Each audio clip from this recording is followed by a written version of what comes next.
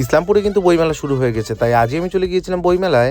মেলায় ঢুকেই কিন্তু সবার প্রথমে চোখ পড়লো আমার এই বইয়ের স্টলে। তারপরে কিন্তু আমি সেখান থেকে একটি বই নিয়ে পড়া শুরু করে দিয়েছিলাম। সেখান থেকে কিন্তু আমি চলে আসি অন্য একটি বইয়ের স্টলে। এখানে কিন্তু বইয়ের পাশাপাশি আরো অনেক জিনিসই ছিল। প্রতি বছরের তুলনায় কিন্তু এবারে মেলাটা বেশ বড় জায়গা নিয়ে হয়েছিল। আর এখানে কিন্তু সবাই সবার পছন্দের মতো বইগুলি নিয়ে একবার হলো চোখ বুলিয়ে নিচ্ছিল। আর আমিও কিন্তু মাঠের চারিদিকে ঘুরে ঘুরে দেখছিলাম। তখনই আমার চোখ যায় টেলিস্কোপের দিকে।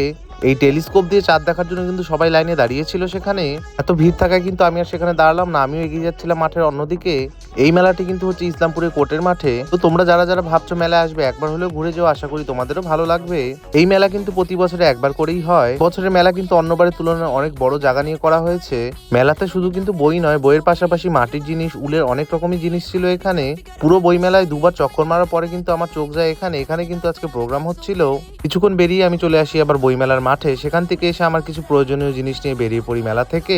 তোমরা কারা কারা মেলায় গিয়েছো অবশ্যই কিন্তু আমাকে কমেন্ট করে জানাবে।